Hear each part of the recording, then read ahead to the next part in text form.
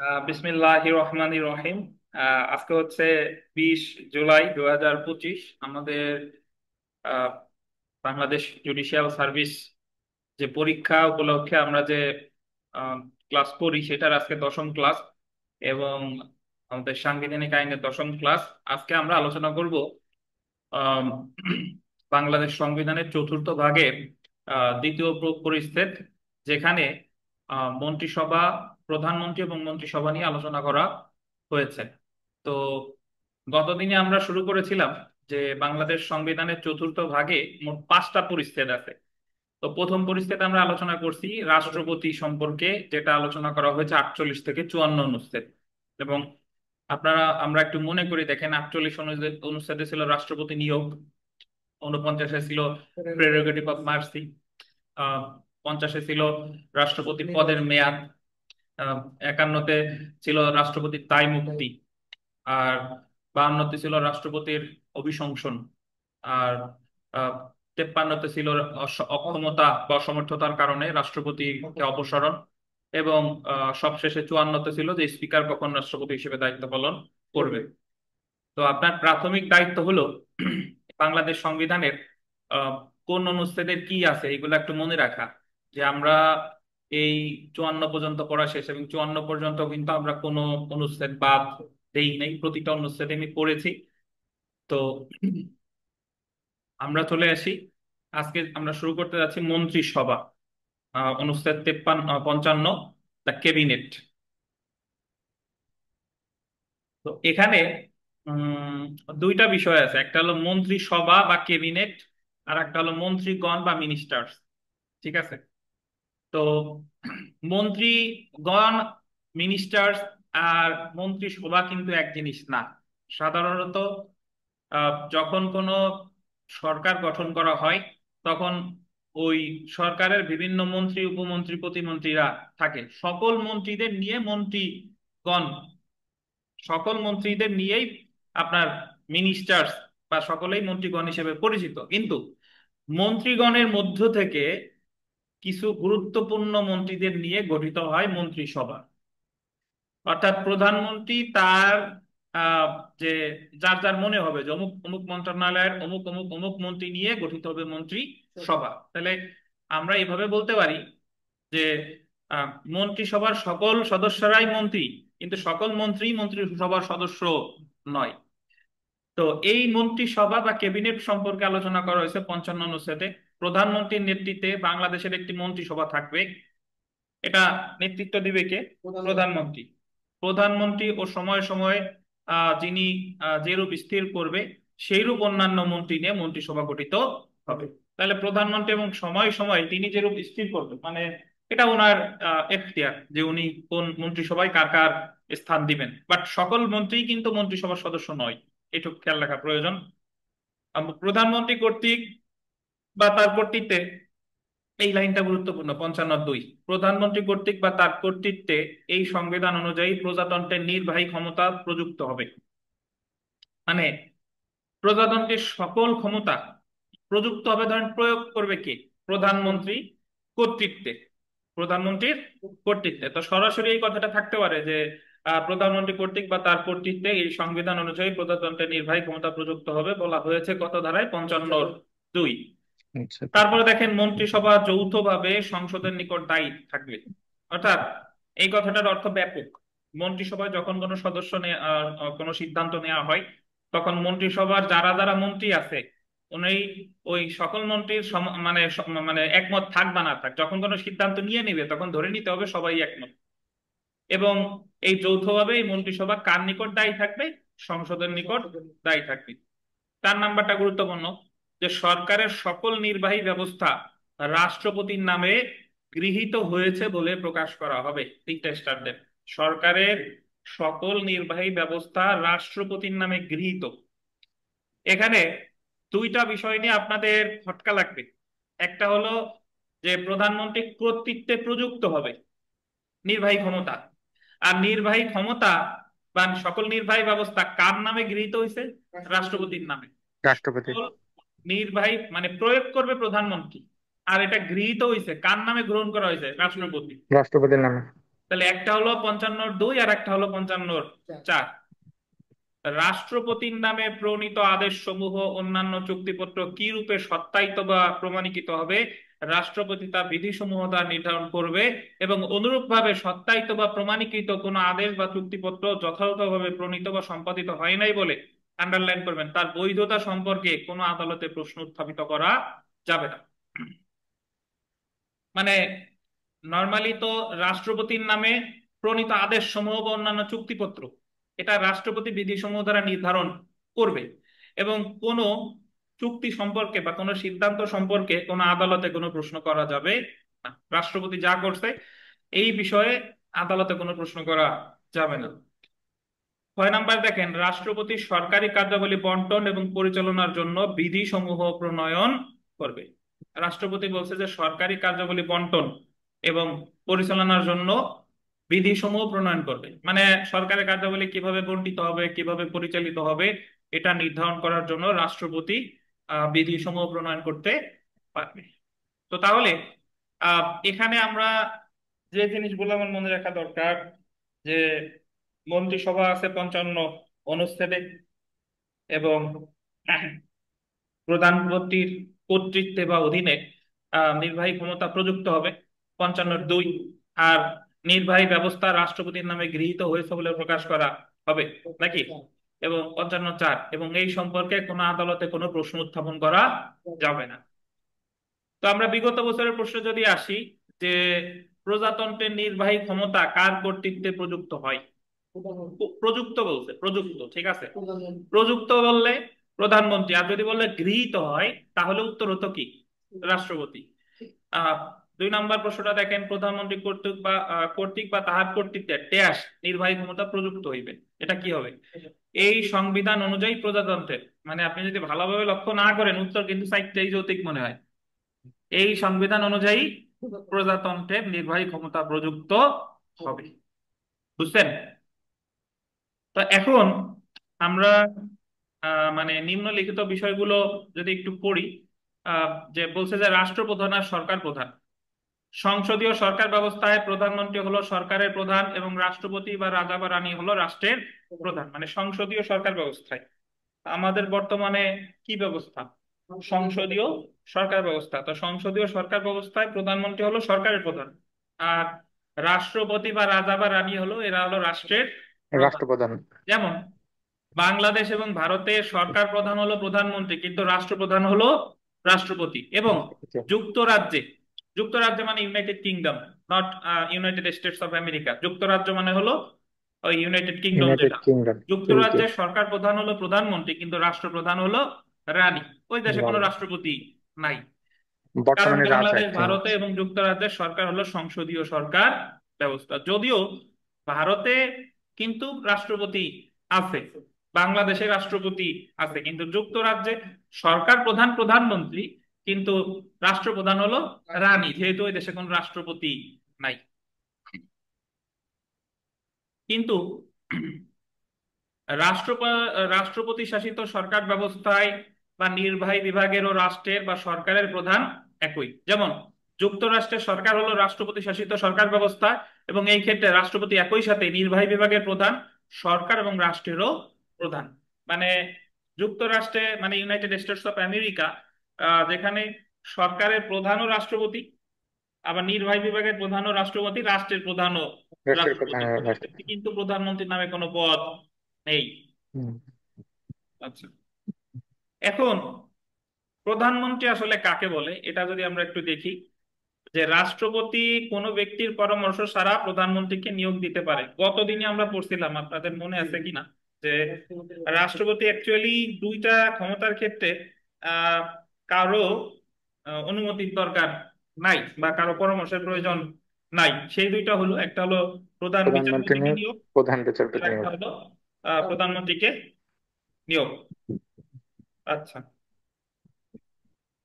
তো 56 অনুচ্ছেদ অনুযায়ী সংখ্যাগরিষ্ঠ সংসদ সদস্যদের আস্থাভাজন বলে প্রতীয়মান সদস্যকে রাষ্ট্রপতি প্রধানমন্ত্রী হিসেবে নিয়োগ দিবে।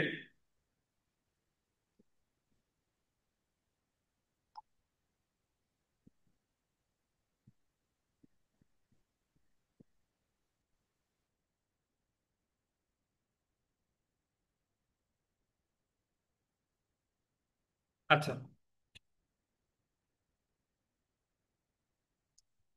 56 অনুচ্ছেদ অনুযায়ী সংখ্যাগরিষ্ঠ সংসদ সদস্যের আস্থাভাজন বলে প্রতীয়মান সদস্যকে রাষ্ট্রপতি প্রধানমন্ত্রী হিসেবে নিয়োগ দিবে।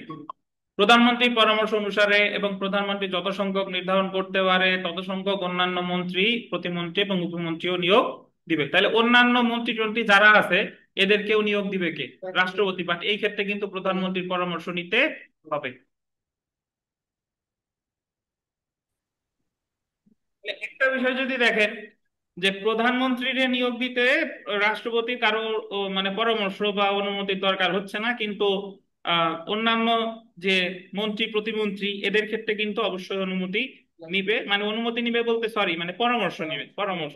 সংসদীয় গণতন্ত্রে প্রধানমন্ত্রী হলো সংসদের সংখ্যাগরিষ্ঠ দলের নেতা এবং একই সাথে মন্ত্রিসভা এবং মন্ত্রী পরিষদের নেতা। দেখেন, মন্ত্রিসভা এবং মন্ত্রী পরিষদ, ওই যে একটু আগে আমরা মন্ত্রীগণ যেটা বললাম সেটা হলো মন্ত্রী পরিষদ, একটা হলো মিনিস্টার্স আর একটা হলো মন্ত্রিসভা হলো ক্যাবিনেট। তো সবাই সকল মন্ত্রী মন্ত্রী পরিষদের সদস্য, কিন্তু সকল মন্ত্রী মন্ত্রিসভার সদস্য না। মন্ত্রী পরিষদ থেকে প্রধানমন্ত্রী যাদেরকে গুরুত্বপূর্ণ বলে বিবেচিত করে তাদেরকে স্থান দেয় মন্ত্রী সভায়। হ্যাঁ, ক্যাবিনেট, জি। তিনি হলো সরকারের মুখপাত্র এবং প্রকৃত প্রধান নির্বাহী, কারণ তার কর্তৃত্বে সকল নির্বাহী ক্ষমতা প্রয়োগ হয়ে থাকে। সকল মন্ত্রীরা প্রধানমন্ত্রীর, বানানটা ভুল আছে, সকল মন্ত্রীরা, আন্ডারলাইন করেন, প্রধানমন্ত্রীর সন্তোষজনক সময় পর্যন্ত বহাল থাকে।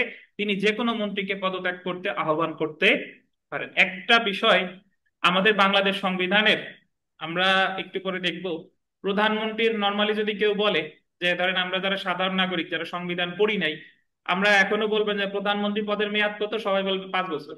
বাট বাংলাদেশ সংবিধানে কিন্তু প্রধানমন্ত্রীর কোনো পদের কোনো মেয়াদ নাই, বলছে সংসদের মেয়াদ 5 বছর, কিন্তু প্রধানমন্ত্রীর পদের মেয়াদ কিন্তু নাই। একইভাবে মন্ত্রীরা কতকাল থাকবে সেটার মেয়াদও কিন্তু এখানে নাই। কিন্তু এই ক্ষেত্রে প্রধানমন্ত্রী অত্যন্ত সতর্কনীতি অবলম্বন করে এবং সংসদে তার সমর্থন যেন ক্ষতিগ্রস্ত না হয় সেদিকে নজর রেখে এই বিষয়ে সিদ্ধান্ত গ্রহণ করে। এখন আমরা চলে আসি, দেখেন, মন্ত্রিসভা, ক্যাবিনেট। আমি একটু আপনাদের আশ্বস্ত করতে চাই, আমরা এখনো বাংলাদেশ জুডিশিয়াল সার্ভিস পরীক্ষা 18 BGS পরীক্ষার সার্কুলার এখনো প্রকাশিত হয় নাই। তো আমি পার্সোনালি মনে করি যে ইনশাল্লাহ পরীক্ষার আগেই আমরা এই আইন পাঠের যে দ্বিতীয় খণ্ড প্লাস অন্যান্য বিষয় আমরা নির্দিষ্ট সময়ের মধ্যে শেষ করতে পারবো, এটা আমি মনে করি। আর আপনারা প্রতিদিনের পড়া যদি প্রতিদিন পড়ে ফেলেন, সেই সাথে সাথে আমরা যে জেনারেল যে সাবজেক্ট গুলো, জেনারেল বলতে আমি অন্যান্য পারের গুলা বোঝাচ্ছি, পারের গুলা তো অন্যান্য দিন ক্লাস হয়, ওইগুলাও হবে, এগুলাও হবে। আপনি এই সাথে সাথে আমি আগামী ক্লাস থেকে আপনাদের বাংলা ইংলিশ কখন কি পড়বেন এই সম্পর্কেও আমি একটা ধারণা দিয়ে দিব, যে রেগুলার যাতে এই আইনগুলোর সাথে সাথে বাংলা ইংরেজি এইগুলোর একটা চর্চা থাকে। দরকার হলে আমি সরাসরি আপনাদের পিডিএফই দিয়ে দিব যে এই অংশটুকু ঠিকঠাক ভাবে পড়ে আসবেন। তো আমি আশা করি আমরা এখানে যারা হাতে গোনা কয়েকজন প্রস্তুতি নিচ্ছি, আল্লাহর রহমতে আমরা নির্দিষ্ট সময়ের আগেই শেষ করতে পারবো। দেখেন, তো সংবিধানের 55(1) অনুচ্ছেদে বাংলাদেশের মন্ত্রিসভার গঠন সম্পর্কে বলা হয়েছে, প্রধানমন্ত্রীর নেতৃত্বে বাংলাদেশের একটি মন্ত্রিসভা থাকবে এবং প্রধানমন্ত্রী ও সময় সময় যিনি যেরূপ স্থির করবেন সেই রূপ অন্যান্য মন্ত্রী নিয়ে মন্ত্রিসভা গঠিত হবে। মন্ত্রিসভা হলো নির্বাহী সরকারের নীতি এবং সিদ্ধান্ত গ্রহণের চূড়ান্ত সংস্থা। প্রধানমন্ত্রী হলো এর প্রধান। মন্ত্রিসভা নীতি সংক্রান্ত অধিকাংশ সিদ্ধান্ত গ্রহণ করে এবং মন্ত্রিসভার সিদ্ধান্ত সকল মন্ত্রীর উপর বাধ্য করে। তাহলে মন্ত্রী পরিষদ আর মন্ত্রিসভা কিন্তু এক জিনিস নয়, দুইটা কিন্তু আলাদা। এখন আমরা একটু চলে আসি যে নির্বাহী ক্ষমতার প্রয়োগ। 55(2) অনুচ্ছেদে বলা হয়েছে প্রধানমন্ত্রী কর্তৃক বা তার কর্তৃত্বে এই সংবিধান অনুযায়ী প্রজাতন্ত্রের নির্বাহী ক্ষমতা এক্সিকিউটিভ পাওয়ার প্রযুক্ত হবে। সংসদীয় গণতন্ত্র প্রজাতন্ত্রের সকল নির্বাহী ক্ষমতার প্রয়োগ করতে পারে প্রধানমন্ত্রীর নেতৃত্বে একটি মন্ত্রিসভা এবং উক্ত মন্ত্রিসভা যৌথভাবে সংসদের নিকট তাদের কার্যাবলীর জন্য দায়বদ্ধ থাকবে। সরকারের সকল নির্বাহী ক্ষমতা প্রধানমন্ত্রীর নেতৃত্বে একটি মন্ত্রিসভা কর্তৃক প্রয়োগ করা হলেও সরকারের সকল নির্বাহী ব্যবস্থা, এই লাইনটা আন্ডারলাইন করে, সরকারের সকল নির্বাহী ব্যবস্থা রাষ্ট্রপতির নামে রাষ্ট্রপতির গৃহীত নামে। হয়েছে বলে প্রকাশ করা হবে। তাহলে এখানে দুইটা জিনিস খেয়াল করেন, যদি বলে প্রযুক্ত হয়েছে প্রধানমন্ত্রীর নামে, যদি বলে গৃহীত হয়েছে কার নামে, রাষ্ট্রপতি। রাষ্ট্রপতির নামে। অর্থাৎ প্রজাতন্ত্রের নির্বাহী ক্ষমতা প্রয়োগ করবে প্রধানমন্ত্রী, কিন্তু রাষ্ট্রের সকল কার্য রাষ্ট্রপতির নামে গৃহীত হবে। এখন আমরা একটু চলে আসি এখানে, যে মন্ত্রীদের যৌথ দায় কালেকটিভ রেসপন্সিবিলিটি এবং ব্যক্তিগত দায় পার্সোনাল রেসপন্সিবিলিটি। আচ্ছা, আর সংবিধান হলো, আমি একটু আনুষঙ্গিক কথা বলি বাংলাদেশের, মানে আমরা যদি এই জুডিশিয়াল সার্ভিস পরীক্ষায় আমরা যদি সংবিধান নিয়ে একটা ভালো মানে প্রাথমিক ধারণা নেই, ধরেন আমরা সংবিধান আরো অনেক বিস্তারিত পড়বো, আরো অনেক কিছু জানবেন, বাট আইন পাঠে যে অংশটুকু আছে এই অংশটুকু যদি আমরা ভালোভাবে আত্মস্থ করতে পারি, তাহলে আমাদের মধ্যে একটা কনফিডেন্স চলে আসবে, মানে সংবিধানের একটা বেসিক স্ট্রাকচার আমার মধ্যে তার হয়ে যাবে, তার করানো যাবে। তারপরে অন্যান্য বিষয়গুলো আমরা বিস্তারিত আলোচনা ইনশাল্লাহ করবো আর কি। সংসদীয় সরকার ব্যবস্থার মূল উপাদান হলো মন্ত্রীদের যৌথ দায়, এবং একটি কার্যকারী সংসদীয় সরকার ব্যবস্থা গড়ে তুলতে একটা মৌলিক উপাদান। মন্ত্রীদের যৌথ দায়ের মূল কথা হলো, আন্ডারলাইন করেন, মন্ত্রিসভার সকল সিদ্ধান্ত মন্ত্রীদের যৌথ সিদ্ধান্ত, এবং যেহেতু এটা যৌথ সিদ্ধান্ত তাই সকল মন্ত্রী এই সিদ্ধান্তের কারণে যৌথভাবে দায়ী। মন্ত্রিসভার ভিতরে সকল মন্ত্রী কোনো বিষয়ে তাদের নিজস্ব মতামত প্রকাশ করতে পারে, কিন্তু উক্ত বিষয় একবার সিদ্ধান্ত গ্রহণ করা হলে প্রত্যেক মন্ত্রী মন্ত্রিসভার ভিতরে এবং বাইরে উক্ত বিষয় সমর্থন করবে। এই লাইনটা আন্ডারলাইন করে, মানে যখন তাদের বৈঠক হচ্ছে তখন তারা ভালো মন্দ এই বিষয় নিয়ে কথা টথা বলতে পারে, কিন্তু একবার যখন সিদ্ধান্ত নিয়ে নেওয়া হবে তখন আর এই বিষয় নিয়ে দ্বিমত প্রকাশ করা যাবে না। যদি কোনো মন্ত্রী মনে করে যে যে সিদ্ধান্ত গ্রহণ করা হয়েছে তা প্রকৃত অর্থে ভুল এবং তিনি তা সমর্থন করে না, তাহলে তার একমাত্র উপায় হলো মন্ত্রী থেকে পদত্যাগ করা। কোন মন্ত্রী, মানে উনি যদি মনে করে যে এই সিদ্ধান্ত আমি সমর্থন করি না, তাহলে ওনার মানে মুখ দিয়ে কথা বলে লাভ নাই, ওনার কি করা উচিত? পদত্যাগ করা উচিত। বাংলাদেশের ইতিহাসে কোন মন্ত্রী পদত্যাগ করছে বলে আমার জানা নাই, মানে তারা মোটামুটি ধরেই নাই যে মন্ত্রিসভায় যা বলছে সবই সঠিক। কোন মন্ত্রী মন্ত্রিসভায় সকল সিদ্ধান্ত গ্রহণের ক্ষেত্রে অংশগ্রহণ না করলেও এবং মন্ত্রিসভার সভাতে উপস্থিত না থাকলেও মন্ত্রিসভায় গৃহীত সকল সিদ্ধান্তের জন্য যৌথভাবে দায়ী হবে। একটা গুরুত্বপূর্ণ কথা, দেখেন মন্ত্রিসভার ওই সমাবেশে তিনি ছিলেন না, তবুও কি হবে? ওই সিদ্ধান্তের জন্য সে কিন্তু দায়ী হবে। যৌথ দায়ের পাশাপাশি সংসদের নিকট প্রত্যেক মন্ত্রীর ব্যক্তিগত দায় আছে। প্রত্যেক মন্ত্রী তার মন্ত্রণালয়ের যে কোনো কাজের জন্য বা কার্য হতে বিরত থাকার কারণে সংসদের নিকট ব্যক্তিগতভাবে দায়ী থাকবে। ব্যক্তিগত দায়টা মূলত রাজনৈতিক দায়। যেমন ভারতে রেলমন্ত্রী লাল বাহাদুর শাস্ত্রী গুরুতর রেলওয়ে কেলেঙ্কারির জন্য মন্ত্রী থেকে পদত্যাগ করে। এগুলা মোটামুটি একই টাইপের কথা। আমার 55 অনুচ্ছেদের মূল যে বিষয়টা আমরা জানলাম মন্ত্রিসভা কি, এবং নির্বাহী ক্ষমতা প্রযুক্ত হবে প্রধানমন্ত্রী কর্তৃক আর গৃহীত হবে রাষ্ট্রপতি কর্তৃক, এই দুইটা বিষয় মনে রাখতে হবে। বিগত বছরের প্রশ্ন যদি আমরা পড়ি, বাংলাদেশের মন্ত্রী পরিষদ তাদের কাজকর্মের জন্য কার কাছে দায়ী? জাতীয় সংসদের কাছে। অনুসৃত নীতি ও কার্যাবলীর জন্য বাংলাদেশের ক্যাবিনেট দায়ী থাকে জাতীয় সংসদের কাছে। আমরা সেলফ প্র্যাকটিসে চলে আসি। সেলফ প্র্যাকটিস, মন্ত্রিসভা গঠিত হয় কতজন মন্ত্রী নিয়ে? কোন সংখ্যা আছে? কোন সংখ্যা কিন্তু নাই। উত্তর হবে কোন নির্দিষ্ট সংখ্যা নাই, প্রধানমন্ত্রী যেরূপ স্থির করে। তো এখানে বাদ বাকিতে প্রশ্ন আছে, এগুলা মোটামুটি পড়ে ফেলবেন। তো তার মধ্যে 5 নং প্রশ্নটা যদি একটু পড়ি, যে the executive power of the republic shall, in accordance with this constitution, be exercised by or on the authority of কার মানে আপনার কর্তৃত্বে? দ্য প্রাইম প্রধানমন্ত্রী। মিনিস্টার। ঠিক আছে। সরকারের সকল নির্বাহী ব্যবস্থা কার নামে গৃহীত যদি বলে, গৃহীত হইলে কে হবে? রাষ্ট্রপতি। দ্য রাষ্ট্রপতি। প্রেসিডেন্ট। এই যে দেখেন ইংরেজি টার্মটা যদি আমরা পড়ি, যে all executive actions of the government shall be expressed to be taken in the name of the president।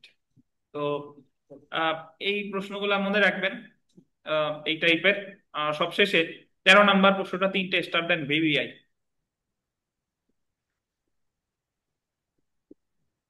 সংবিধানের কত অনুচ্ছেদে রাষ্ট্রপতিকে রুলস অফ বিজনেস প্রণয়নের ক্ষমতা দেওয়া হয়েছে? হঠাৎ করে এই ধরনের প্রশ্ন আসলে আমরা মোটামুটি আহ, মানে বুঝতে পারবো না যে রুলস অফ বিজনেস এটা কই আছে। আমরা ব্যাখ্যাটা একটু আগে পড়ে আসি। দেখেন, সরকারের কার্যাবলী বন্টন সংক্রান্ত বিধি রুলস অফ বিজনেস নামে পরিচিত।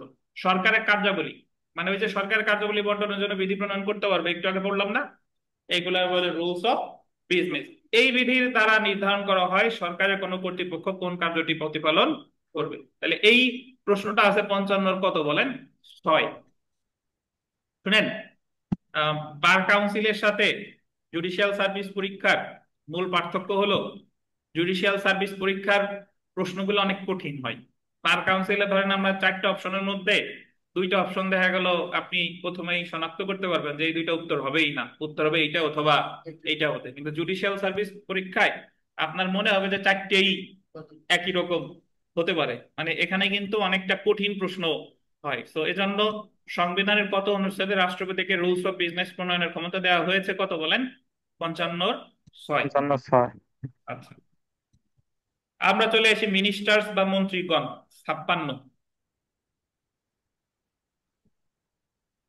মিনিস্টার্স। তাহলে মন্ত্রী সভা কততে? 55। আর মন্ত্রীগণ 56।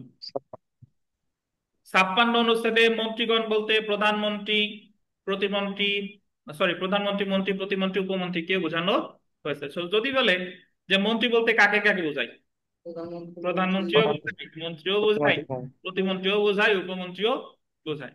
56-এর 1 অনুচ্ছেদে বলা হয়েছে একজন প্রধানমন্ত্রী থাকবে এবং প্রধানমন্ত্রী যেরূপ নির্ধারণ করবে সেই রূপ অন্যান্য মন্ত্রী, প্রতিমন্ত্রী এবং উপমন্ত্রী থাকবে।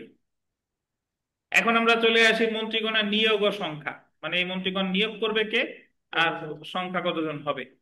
56-2 অনুচ্ছেদ অনুসারে, এই 56-2টা আন্ডারলাইন করেন, 56-2 অনুচ্ছেদ অনুসারে রাষ্ট্রপতি প্রধানমন্ত্রী, অন্যান্য মন্ত্রী, প্রতিমন্ত্রী এবং উপমন্ত্রী দিগকে নিয়োগ করবে, তবে শর্ত থাকে যে তাদের সংখ্যার অনূন্য 9 দশমাংশ, 9 দশমাংশ শতটা গোল্ডেন, অনন্য 9 দশমাংশ সংসদ সদস্যদের মধ্য হতে নিযুক্ত হবে। এই কথাটার অর্থ কি?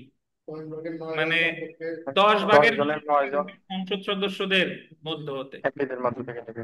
30 জন যদি মন্ত্রী থাকে, 30 জনের মধ্যে অ্যাটলিস্ট 27 জন থাকবে সংসদ সদস্যদের মধ্য থেকে। যদি 10 জন থাকে তাহলে 9 জন থাকবে সংসদ সদস্যদের মধ্য থেকে। এবং অনধিক গোল দিবেন 1 দশমাংশ সংসদ সদস্য নির্বাচিত হওয়ার যোগ্য আহ ব্যক্তিগণের মধ্য হতে মনোনীত হতে পারে। মানে টেকনোক্র্যাট মন্ত্রী যাদেরকে বলা হয়, যে যারা সংসদ সদস্য না, সংসদ সদস্যদের বাইরে থেকে যাদেরকে নিয়োগ দেওয়া হয়, এরকম হবে হলো 1 দশমাংশ, যে 10 ভাগের। এখানে যে টেকনোক্রেট মন্ত্রী যে নির্বাচিত হওয়ার যোগ্য বলা হলো, এই নির্বাচিত হওয়ার যোগ্য এটা কিভাবে আইডেন্টিফাই করা হয়? আচ্ছা, আমাদের তানভীর সাহেব জিজ্ঞাসা করছে যে সংসদ সদস্য নির্বাচিত হওয়ার যোগ্য, এটা কিভাবে বোঝা যাবে যে আসলে সে নির্বাচিত হওয়ার যোগ্য কিনা। এটা জানার জন্য আমাদের একটু ধৈর্য ধরে 66 অনুচ্ছেদ পর্যন্ত অপেক্ষা করতে হবে। বাট যেহেতু আপনি জিজ্ঞাসা করছেন, সেক্ষেত্রে 25 বছর বয়স হইতে হবে, ফৌজদারি অপরাধে দণ্ডিত হওয়া যাবে না, তারপরে এরকম কতগুলো বিধিবিধান আছে। ওই শর্তাবলী আর কি। আচ্ছা, ঠিক আছে। প্রধানমন্ত্রী যেরূপ নির্ধারণ করবেন সেই রূপ অন্যান্য মন্ত্রী, প্রতিমন্ত্রী, উপমন্ত্রী থাকবে, অর্থাৎ মন্ত্রীর সংখ্যা কত হবে তা নির্ধারণ করবে 56-1। এবং মোট যত সংখ্যক মন্ত্রীগণ থাকবে তার মধ্যে সর্বনিম্ন 9 দশমাংশ সংসদ সদস্যদের মধ্য হতে নিযুক্ত হবে এবং অনধিক 1 দশমাংশ সংসদ সদস্য নির্বাচিত হওয়ার যোগ্য এমন ব্যক্তিদের মধ্য হতে মনোনীত হতে পারবে। তাহলে আমরা মোটামুটি যারা এই সাম্প্রতিক সময়ে যদি দেখে থাকেন, আওয়ামী লীগের আমলে মুস্তফা জব্বার সাহেব, তিনি একজন টেকনোক্র্যাট মন্ত্রী ছিলেন, মনে আছে কিনা আপনাদের? তারপরে এই যে সর্বশেষ সংসদে ওই যে সামন্তলাল, উনি টেকনোক্র্যাট মন্ত্রী ছিলেন, এই টাইপের আর কি। তারপরে একটা সময় প্রথম যখন 2008 সালের 9 সালের ক্ষমতা গঠন করলো, তখন ব্যারিস্টার শফিক আহমেদ, আইন ও সংসদ বিষয়ক মন্ত্রী, উনিও টেকনোক্র্যাট ছিলেন। অর্থাৎ মোট 10 জন মন্ত্রী, প্রতিমন্ত্রী, উপমন্ত্রী থাকলে তার মধ্যে 9 জনকে নিয়োগ দিতে হবে সংসদ সদস্যদের মধ্য হতে এবং একজনকে বাইরে থেকে নিয়োগ দেওয়া যেতে পারে। সংসদ সদস্যদের বাইরে থেকে অন্য কোনো ব্যক্তি যে কোনো সংসদ সদস্য হওয়ার যোগ্য তাকে মন্ত্রী হিসেবে নিয়োগ দেওয়া হলে সে টেকনোক্র্যাট মন্ত্রী বলে পরিচিত। টেকনোক্র্যাট, টেকনোক্র্যাট মন্ত্রী হতে মোট সদস্যের 10-এর 1 অংশ বা বা 1 দশমাংশ।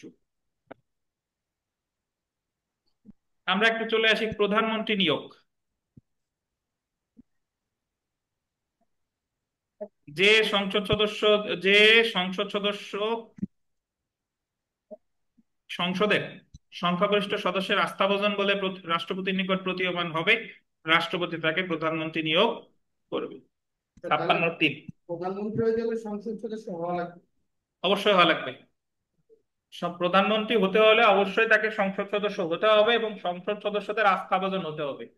মানে সবাই মিলে বলতেছে যে অমুকরেই প্রধানমন্ত্রী বানান, ভোটাভুটির দরকার নাই, বাট এই জায়গায় বলছে আস্থাভাজন।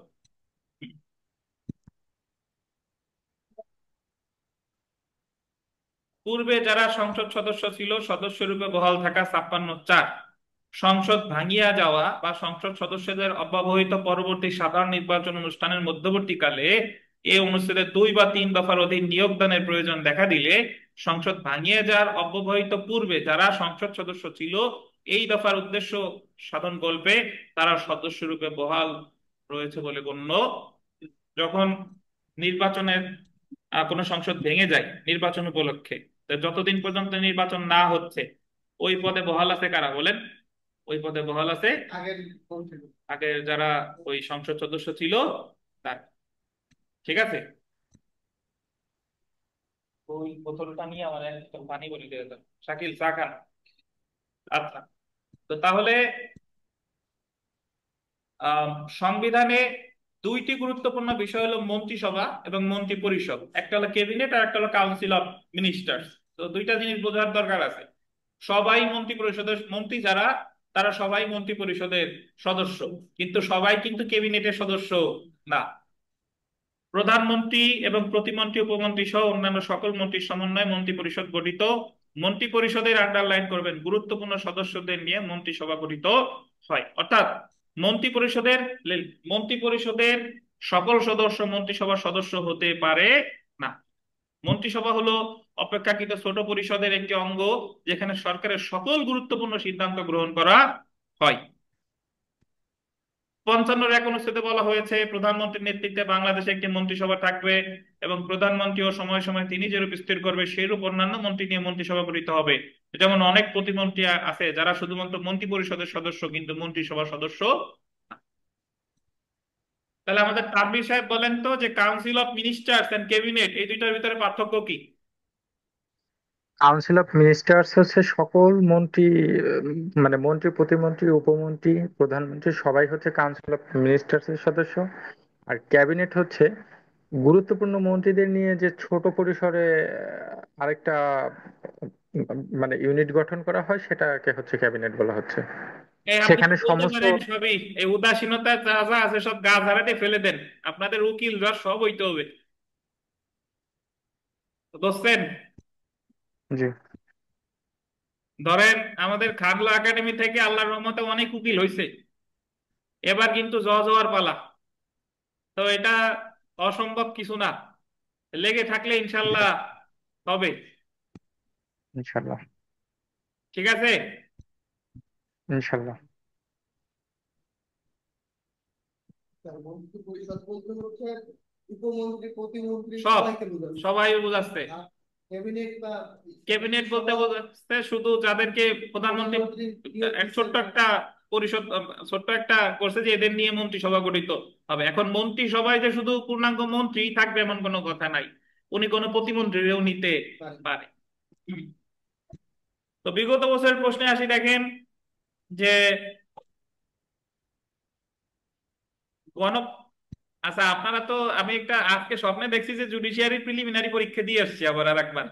আলহামদুলিল্লাহ। পরীক্ষা না, বুঝতে পারছেন, আমি নিজে দিয়ে আসছি একবার প্রিলি। খুব ভালো সংবাদ।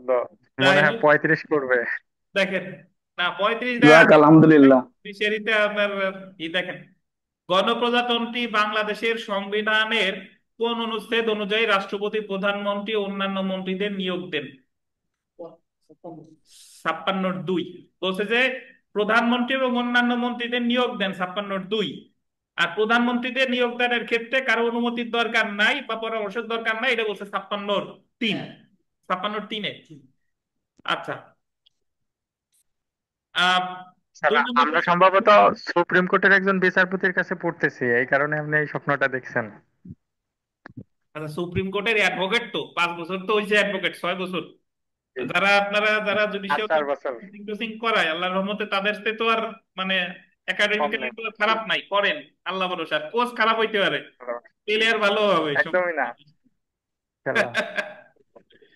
আচ্ছা। আম, সব ভালো স্টুডেন্ট কিন্তু ভালো শিক্ষক হয় না, ঠিক আছে? জি। আচ্ছা, যাই হোক, প্রধানমন্ত্রী এবং তার মন্ত্রিসভার সদস্যদের কত অংশ সংসদ সদস্য সংসদের বাইরে থেকে নিয়োগ করতে পারে? কত অংশ? 1/10 এবং এটাকে এক বলে দশমাংশ টেকনোক্র্যাট নাকি? এবং যদি বলি যে তাহলে সংসদ সদস্যদের মধ্যে থেকে কয়জন নেবেন? 9 দশমিক। জি, 9/10 বা 10/9 ভাগ। তো সেলফ প্র্যাকটিসে মোটামুটি যা আছে এগুলা পড়ে নিয়েন, বিশেষ করে 8, 9, 10 এই প্রশ্নগুলো একটু পড়ি। যে বাংলাদেশ সরকারের মন্ত্রী পরিষদে কাউন্সিল অফ মিনিস্টার্স কতজন সদস্য থাকতে পারে? প্রধানমন্ত্রীর যত সংখ্যক প্রয়োজন মনে করে। 9 নাম্বার দেখেন, মন্ত্রিসভার অনূন্য কত অংশ সংসদ সদস্যদের মধ্যে হতে নিযুক্ত হবে? কত অংশ? 10/9 বা 9 দশমাংশ। কত অংশ সংসদ সদস্য নির্বাচিত হওয়ার যোগ্য ব্যক্তিগণের মধ্যে হতে মনোনীত হতে পারে? একই এক উত্তর। দশমাংশ সরি, যোগ্য, ভুল বলছি। যোগ্য হইলে হলো 10/1। 10-এর আর যদি যারা সংসদ সদস্য অলরেডি হয়ে গেছে তাহলে 10/9। আচ্ছা, 11 নং প্রশ্নটা ভিভিআই, এটা যদি দেখেন ক্যাবিনেট সদস্য হতে হলে অবশ্যই, আচ্ছা, মন্ত্রী হতে হবে, সংসদ সদস্য হইতে হবে, মন্ত্রী হইতে হবে, মন্ত্রী হইতে হবে। হ্যাঁ, তাহলে 56-তে আমরা পেলাম, 55-তে পেলাম ক্যাবিনেট, আর 56-তে পেলাম কাউন্সিল অফ মিনিস্টার্স। 57-তে চলে আসি প্রধানমন্ত্রীর পদের মেয়াদ। আসল জায়গায় চলে আসছে যে প্রধানমন্ত্রী কতদিন এনার পদের মেয়াদ থাকবে। 57 অনুচ্ছেদে প্রধানমন্ত্রীর পদের, আন্ডারলাইন করবেন, কোন নির্দিষ্ট মেয়াদ উল্লেখ করা হয়নি। রাষ্ট্রপতির পদের মেয়াদ কত? 5 বছর। রাষ্ট্রপতির পদের মেয়াদ 5 বছর, কিন্তু প্রধানমন্ত্রীর কোন পদের মেয়াদ কিন্তু এই কোন সুনির্দিষ্টভাবে উল্লেখ করে নাই। অর্থাৎ এটা বলা হয়নি যে প্রধানমন্ত্রী পদের মেয়াদ 5 বছর, আবার এটাও বলা হয়নি যে কোন ব্যক্তি পর পর হোক বা না হোক 2বারের বেশি প্রধানমন্ত্রী হতে পারবে না, এরকম কোনো কিছুই প্রধানমন্ত্রীর ক্ষেত্রে বলা নেই। 57 অনুচ্ছেদটি এমন ভাবে বিধান করা হয়েছে যে মেয়াদ জনিত কারণে কখনো প্রধানমন্ত্রীর পদ শূন্য হবে না, বা মেয়াদ অতিবাহিত হয়েছে এই কারণে প্রধানমন্ত্রীর পদ কখনো শূন্য হবে না। কারণ এখন আমরা তাহলে চলে আসি, প্রশ্ন এসে যায় যে তাহলে প্রধানমন্ত্রীর পদ শূন্য হবে কখন? প্রধানমন্ত্রীর পদ শূন্য হবে যদি তিনি কোন সময় রাষ্ট্রপতির নিকট পদত্যাগপত্র প্রদান করে। শেখ হাসিনা যে চলে গেছে, তাহলে উনার পদ শূন্য হয়েছে কিভাবে? রাষ্ট্রপতির কাছে পদত্যাগপত্র যদি উনি প্রদান করে তাহলে উনার পদ শূন্য হবে। আর উনি যদি রাষ্ট্রপতির কাছে পদত্যাগপত্র জমা না দিয়ে থাকে তাহলে আমার পদ কিন্তু শূন্য, বহাল আছে, শূন্য হবে না। এবং তিনি সংসদ সদস্য না থাকলে, তিনি যদি সংসদ সদস্য না থাকে তাহলে ওনার পদটা অটোমেটিক্যালি শূন্য হয়ে যাবে। এছাড়া দেখেন, প্রধানমন্ত্রী সংসদের সংখ্যাগরিষ্ঠ সদস্যের সমর্থন হারালে প্রধানমন্ত্রী পদত্যাগ করবে। মানে তিনি কখন পদত্যাগ করবে? যদি সংখ্যাগরিষ্ঠ সদস্যদের সমর্থন মানে উনার যারা সংসদ সদস্য আছে তারা আর উনার প্রতি সন্তুষ্ট না, তাহলে উনি পদত্যাগ করবে। তাহলে প্রধানমন্ত্রী পদত্যাগ পত্র জমা দিবে কার কাছে বলেন? রাষ্ট্রপতির কাছে। সংসদ ভাঙিয়ে দেওয়ার জন্য লিখিতভাবে রাষ্ট্রপতিকে পরামর্শ প্রদান করবে, উক্ত পরামর্শক্রমে রাষ্ট্রপতি সংসদ ভাঙিয়ে দিবে যদি রাষ্ট্রপতি সন্তুষ্ট হয় যে অন্য কোন সংসদ সদস্য সংসদের সংখ্যাগরিষ্ঠ সদস্যদের আস্থাভাজন না মানবে। তা জেনে রাখা ভালো, তা যদি আমরা আসি যে প্রধানমন্ত্রীর উত্তরাধিকার কার্যভার গ্রহণ না করা পর্যন্ত প্রধানমন্ত্রীকে স্বীয় পদে বহাল থাকতে এই অনুচ্ছেদের কোনো কিছুই অযোগ্য করবে না। অর্থাৎ প্রধানমন্ত্রীর উত্তরাধিকার যতদিন পর্যন্ত দায়িত্ব গ্রহণ না করতেছে ততদিন পর্যন্ত ধরে নেওয়া হবে প্রধানমন্ত্রী ওই পদে বহাল আছে। প্রধানমন্ত্রী পদত্যাগের ফলাফল হলো প্রধানমন্ত্রীর পদ শূন্য হওয়া। তবে পদত্যাগ করলেও, আন্ডারলাইন করেন, এই লাইনটা গুরুত্বপূর্ণ, পদত্যাগ করলেও তার উত্তরাধিকার কার্যভার গ্রহণ না করা পর্যন্ত তিনি স্বীয় পদে বহাল থাকবেন। দেখছেন, তিনি পদত্যাগ করছেন কিন্তু যতদিন পর্যন্ত তার উত্তরাধিকার গ্রহণ না করছে ততদিন পর্যন্ত কি আছে? বহাল আছে। প্রধানমন্ত্রী পদত্যাগের অন্যান্য মন্ত্রীগণ পদত্যাগ করেছে বলে গণ্য হলো তাদের উত্তরাধিকার কার্যভার গ্রহণ না করা পর্যন্ত তারা স্বীয় পদে বহাল আছে বলে গণ্য হবে। তাহলে শেখ হাসিনা পদত্যাগ যদি করেও থাকে, তার উত্তরাধিকারীরা পদত্যাগ না, মানে উত্তরাধিকারীরা কার্যভার গ্রহণ না করা পর্যন্ত তিনি কি আছেন বলেন, উনি পদে বহাল পদে আছেন। বহাল আছেন। বহাল আছে। এই জন্যই কি চট করে আপনিও তো ঢুকে বলেন যেতে যে চায় বহাল মনে যদি হয় মাঝে থাকে মাঝে। তাহলে উনি আসে না কেন? আসতেছে না এই কারণে যে ওনার মানে পরিবেশ অনুকূল না। যদি এরকম হতো যে আওয়ামী লীগ নিষিদ্ধ করে নাই, মোটামুটি তাদের একটা গ্রহণযোগ্যতা আছে বা এরকম, তাহলে আবার ঠিকই দেখতেন যে ওই জায়গা থেকে চলে আসছে। এখানে উত্তরাধিকার বলতে বোঝাইছে সরকার প্রধান। তো তো এখন সরকার প্রধানকে আমরা হচ্ছে ইন্টারিমের প্রধানকে ধরে নিব কিনা, মানে না, প্রধান ইন্টারিমের উপদেষ্টাকে ধরে প্রধানকে নিব। ধরলে হবে না। ইন্টারিম তো, আপনি যে ইন্টারিম, যাক এই আলোচনায় না যাই, ইন্টারিম তো আর উনি প্রধানমন্ত্রী না, উনি প্রধান উপদেষ্টা আমাদের দেশের। বলতে যে তার উত্তরাধিকারী, তো এটা আবার ওই মেইনলি নির্বাচনের মাধ্যমে প্রধানমন্ত্রী যেটা বোঝাচ্ছে সেটাই। হ্যাঁ বলেন, শাকিল বলেন। এই রাষ্ট্রপতিকে অভিশংসনের মাধ্যমে যদি পদ শূন্য করা হয়, জি। তাহলে তার উত্তরাধিকারী না আসা পর্যন্ত কি সে থাকবে নাকি স্পিকার? স্পিকার। রাষ্ট্রপতিকে যদি অভিশংসন করে তার পদ শূন্য করা হয় তাহলে ওই জায়গা আসবে স্পিকার। কিন্তু বর্তমানে রাষ্ট্রপতিরে যদি আপনি অভিশংসন করতে চান বা পদত্যাগ করাইতে চান, বর্তমানে কোনো ওয়ে নাই।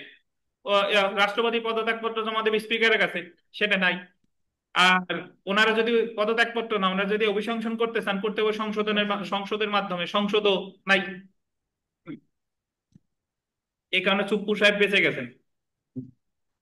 তো সেলফ প্র্যাকটিসে মোটামুটি যা হাতে পড়ে নিয়ে আমরা অনুচ্ছেদ 58-তে চলে আসি, অন্যান্য মন্ত্রীর পদের মেয়াদ। তাহলে আজকে আমরা তিনটা অনুচ্ছেদ পড়েছি। 55-তে পড়েছি মন্ত্রিসভা, 56-তে পড়েছি মন্ত্রী পরিষদ বা মন্ত্রীগণ, আর 57-তে পড়লাম প্রধানমন্ত্রী পদের মেয়াদ, 58-তে পড়লাম অন্যান্য মন্ত্রীর পদের মেয়াদ। পড়বো আর কি, দেখেন। প্রধানমন্ত্রী ব্যতীত অন্য কোনো মন্ত্রীর পদ শূন্য হবে যদি তিনি রাষ্ট্রপতির নিকট পেশ করার জন্য প্রধানমন্ত্রীর নিকট পদত্যাগপত্র প্রদান করে। আন্ডারলাইন করেন, এটা বিবিআই।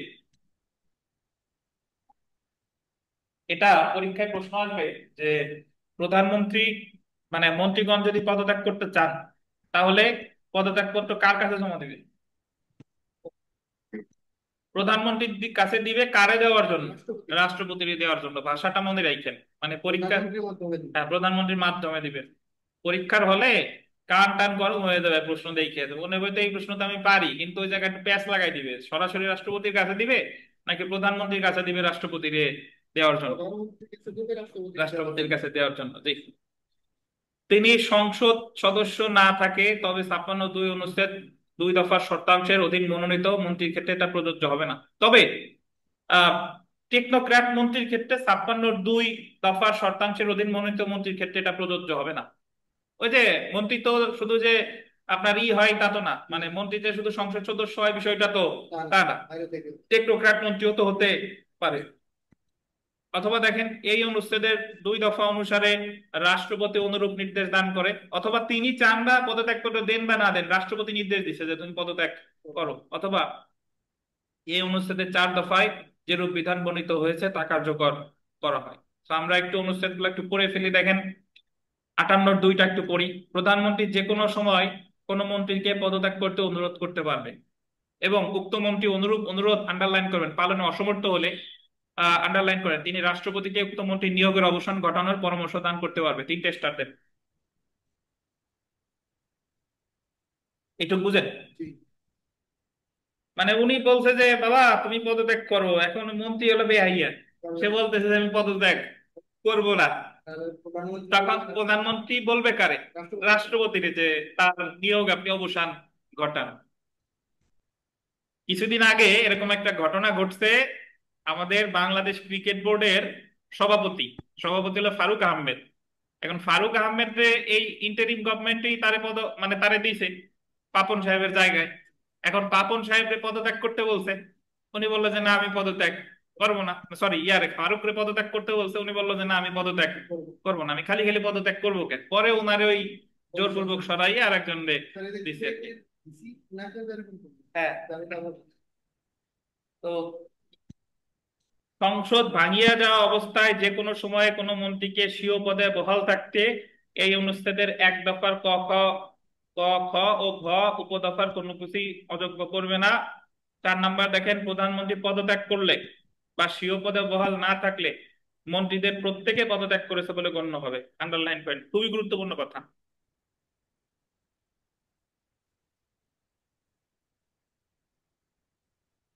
প্রধানমন্ত্রী নিজেই যদি পদত্যাগ করে সবাই বলতে একটা বা উনি নিজে পুরোপুরি পদে বহাল নাই, তাহলে ধরে নেওয়া হবে উনার যে চেলাবেলা আছে সবাই পদত্যাগ করেছে বলে গণ্য হবে। তবে এই পরিস্থিতির বিধানাবলী সাপেক্ষে তাদের উত্তরাধিকার কার্যভার গ্রহণ না করা পর্যন্ত তারা স্ব স্ব পদে বহাল থাকে। যতদিন পর্যন্ত তাদের উত্তরাধিকার গ্রহণ না করতেছে ধরে নেওয়া হবে তারা স্ব স্ব পদে বহাল আছেন। এই অনুচ্ছেদে মন্ত্রী বলতে প্রতিমন্ত্রী, উপমন্ত্রীও অন্তর্ভুক্ত হবে। তো এখানে মন্ত্রী বলতে প্রতিমন্ত্রী এবং উপমন্ত্রী উভয়কেই বোঝানো হচ্ছে। তাহলে মূল যে বিষয়গুলো দাঁড়ালো, আমরা নির্বাহী বিভাগের যে দ্বিতীয় পরিচ্ছেদ 55 অনুচ্ছেদে পড়লাম মন্ত্রিসভা, 56 অনুচ্ছেদে পড়লাম মন্ত্রী পরিষদ বা মন্ত্রীগণ, 57তে পড়লাম প্রধানমন্ত্রীর পদের মেয়াদ, 58তে পড়লাম মন্ত্রীগণের পদের মেয়াদ। বিগত বছরের প্রশ্ন যদি আমরা চলে আসি, যে বাংলাদেশের প্রধানমন্ত্রী হতে হলে ন্যূনতম কত বছর বয়স দরকার? 25। শুধু রাষ্ট্রপতি হতেই বয়স লাগে 35। 25। আর অন্যান্য ক্ষেত্রে প্রধানমন্ত্রী, তার সংসদ সদস্য, এগুলার ক্ষেত্রে কত লাগবে? 25। সেলফ প্র্যাকটিসে করে নিয়েন। তো আমরা নির্বাহী বিভাগের মোট পরিচ্ছেদ ছিল কয়টা? কয়টা বলেন? 5টা। 2টা কিন্তু করে ফেলেছি। এখন আমরা পড়বো তৃতীয় পরিচ্ছেদ, স্থানীয় শাসন বা লোকাল গভর্নমেন্ট। ফেরদৌস সাহেব,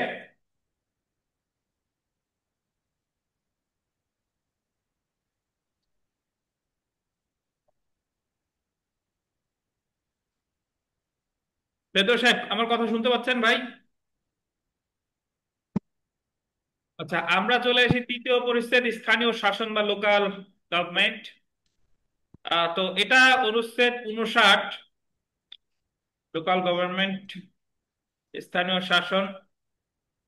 আইন অনুযায়ী নির্বাচিত ব্যক্তিদের সমন্বয়ে গঠিত প্রতিষ্ঠান সমূহের উপর প্রজাতন্ত্রের প্রত্যেক প্রশাসনিক একাংশের স্থানীয় শাসনের ভার প্রদান করা হবে। এখানে আইন অনুযায়ী নির্বাচিত ব্যক্তিদের প্রতিষ্ঠান সমূহের উপর প্রজাতন্ত্রের প্রত্যেক প্রশাসনিক একাংশের, এটা একটা আন্ডারলাইন করেন, প্রশাসনিক একাংশের স্থানীয় শাসনের ভার প্রদান করা হবে। দেখেন 59 অনুচ্ছেদটা, এটা ক্ষমতা বিকেন্দ্রীকরণের উপর প্রতিষ্ঠিত। ক্ষমতা বিকেন্দ্রীকরণ মানে হলো যে ধরেন আহ এরকম, বিষয়টা অনেকটা এরকম যে আমরা সবার উপরে আছে সংসদ সদস্য, জেলা পর্যায়ে জেলা পরিষদ, এরপরে আছে পৌরসভা বা সিটি কর্পোরেশন যা ধরেন, এরপরে আছে উপজেলা পরিষদ, তারপরে আসছে কি ইউনিয়ন পরিষদ। তা এইগুলা বলছে যে 59 অনুচ্ছেদে মোটামুটি আপনার স্থানীয় শাসনের উপর এই ক্ষমতা বিকেন্দ্রীকরণের কথা বলছে, যে নির্বাচিত প্রতিনিধিদের সমন্বয়ে গঠিত প্রতিষ্ঠান সমূহের উপর প্রজাতন্ত্রের প্রত্যেক প্রশাসনিক একাংশের স্থানীয় শাসনের ভার প্রদান করা হবে। অবশ্যই তারা হতে হবে কি বলেন? নির্বাচিত। এই সংবিধান বা অন্য কোনো আইন সাপেক্ষে সংসদ আইনের দ্বারা যেরূপ নির্দিষ্ট করবে, এই অনুচ্ছেদের 1 দফায় উল্লেখিত প্রত্যেক প্রতিষ্ঠান যথাপ্রযুক্ত প্রশাসনিক একাংশের মধ্যে সেইরূপ দায়িত্ব পালন করবে এবং অনুরূপ আইনে নিম্নলিখিত বিষয় সংক্রান্ত দায়িত্ব অন্তর্ভুক্ত হতে পারবে। দেখেন তারা কি করতে পারবে? প্রশাসন এবং সরকারি কর্মচারীদের কার্য, জনশৃঙ্খলা রক্ষা, জনসাধারণের কার্য এবং অর্থনৈতিক উন্নয়ন সম্পর্কিত পরিকল্পনা প্রণয়ন ও বাস্তবায়ন। তাহলে আপনি জাস্ট এখানে মনে রাখবেন যে স্থানীয় শাসনের উপর যে প্রশাসনিক একাংশের যে ভাগের কথা বলছে বা স্থানীয় শাসন সম্পর্কে বলছে সংবিধানের কত অনুচ্ছেদে? 59। 59। আমরা 60 অনুচ্ছেদটা একটু দেখি। স্থানীয় শাসন সংক্রান্ত প্রতিষ্ঠানের ক্ষমতা, এই যে যাদের স্থানীয় শাসনের ক্ষমতা দেওয়া হলো, ইউনিয়ন পরিষদ, জেলা পরিষদ, তারপরে সিটি কর্পোরেশন, এদের কি কি ক্ষমতা আছে, এদের ক্ষমতা সম্পর্কে বলছে অনুচ্ছেদ 60। এই সংবিধানের 59 অনুচ্ছেদের বিধানাবলীকে পূর্ণ কার্যকর দানের উদ্দেশ্যে সংসদ আইনের দ্বারা উক্ত অনুচ্ছেদে উল্লেখিত স্থানীয় শাসন সংক্রান্ত প্রতিষ্ঠান সমূহকে স্থানীয় প্রয়োজনে আন্ডারলাইন করেন, স্থানীয় প্রয়োজনে কর আরোপ করার ক্ষমতা সহ, কর আরোপ মানে এই সকল প্রতিষ্ঠানে ইচ্ছা করলে কর আরোপের ক্ষমতাও দিতে পারে। সিটি কর্পোরেশনে আমরা খাজনা দেই, পৌরসভাতে খাজনা দেই, ইভেন ইউনিয়ন পরিষদে আমরা খাজনা দেই, মানে তারা কর আরোপ করতে পারে। বাজেট প্রস্তুতকরণ, তাদের নিজেদের একটা বাজেট থাকবে এবং নিজস্ব তহবিল, তাদের এক আলাদা একটা তহবিল থাকবে, রক্ষণাবেক্ষণের ক্ষমতা প্রদান করবে। তাহলে তারা কর আরোপ করতে পারবে, তারা বাজেট প্রস্তুত করতে পারবে এবং তাদের নিজস্ব তহবিল থাকবে। তাহলে স্থানীয় শাসন সম্পর্কে বলছে 59 অনুচ্ছেদে। আর স্থানীয় শাসন সংক্রান্ত প্রতিষ্ঠানের যে ক্ষমতা, এটা বলছে কততে? 60 অনুচ্ছেদে। তো বিগত বছরের প্রশ্নটা যদি আমরা একটু পড়ি, দেখেন যে গণপ্রজাতন্ত্রী বাংলাদেশ সংবিধানের 59 অনুচ্ছেদ অনুযায়ী স্থানীয় শাসন কর্তৃপক্ষের কাজ কোনটি? বেশ জটিল একটা প্রশ্ন আসছে, মানে আপাত দৃষ্টিতে মনে হইতে পারে সহজ, উত্তর কিন্তু ওই জায়গায় সবই হয়।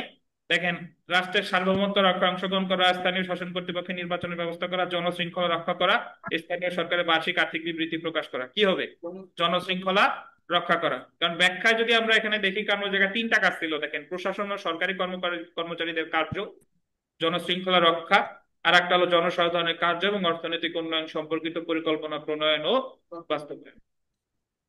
তো শর্ট নোটে যদি আমরা একটু দেখি, যে স্থানীয় শাসন সংক্রান্ত একটা বিখ্যাত মামলা আছে, কুদরতে ইলাহি পনির ভার্সেস বাংলাদেশ। তো স্থানীয় শাসন বা লোকাল গভর্নমেন্ট অর্থ সংবিধানে স্থানীয় শাসনকে সংজ্ঞায়িত করা হয়নি। কুদরতে ইলাহি পনির ভার্সেস বাংলাদেশ, ডিএলআর এডি 1992 319 মামলায় বলা হয়েছে, স্থানীয়ভাবে নির্বাচিত ব্যক্তিদের দ্বারা স্থানীয় বিষয়াদি ব্যবস্থাপনা করাকে স্থানীয় শাসন বলা হয়। এই মামলায় স্থানীয় সরকারের কতিপয় বৈশিষ্ট্য উল্লেখ করা হয়েছে।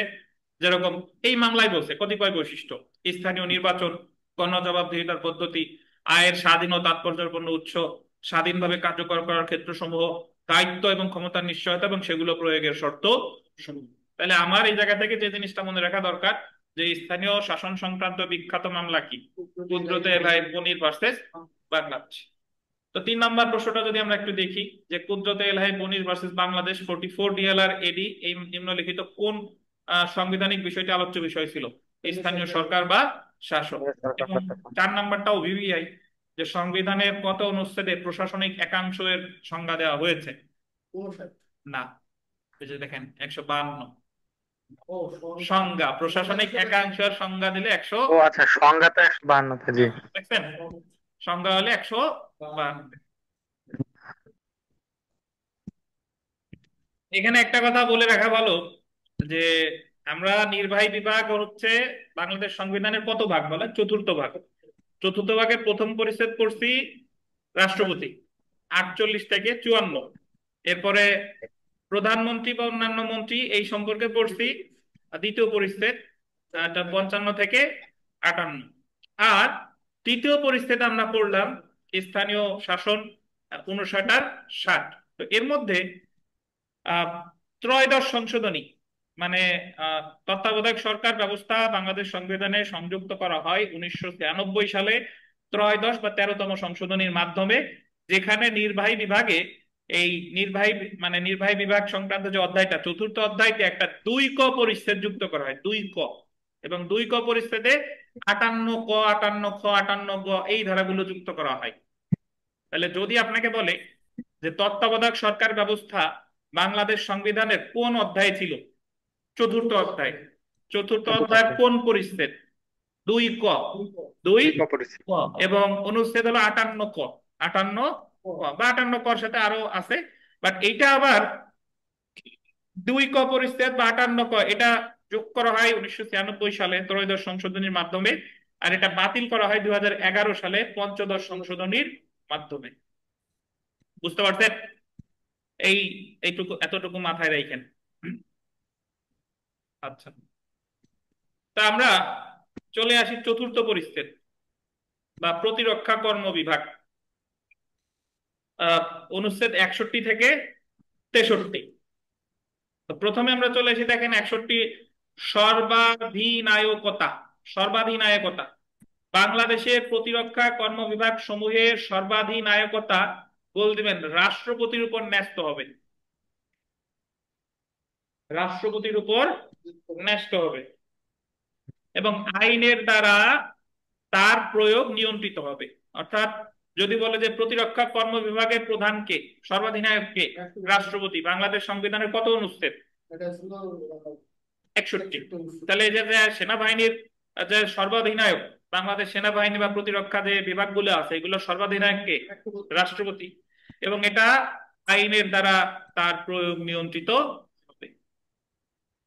আমরা 62 অনুচ্ছেদে চলে আসি, যে প্রতিরক্ষা কর্ম বিভাগে ভর্তি প্রভৃতি, মানে এই যে যে আর্মি, নেভি, এয়ারফোর্স বা প্রতিরক্ষা কর্ম বিভাগ যারা আছে এগুলাতে কিভাবে ভর্তি হবে প্রভৃতি, বা এদের বেতন ভাতা কিভাবে হবে, সংসদ আইনের দ্বারা নিম্নলিখিত বিষয়সমূহ নিয়ন্ত্রণ করবে।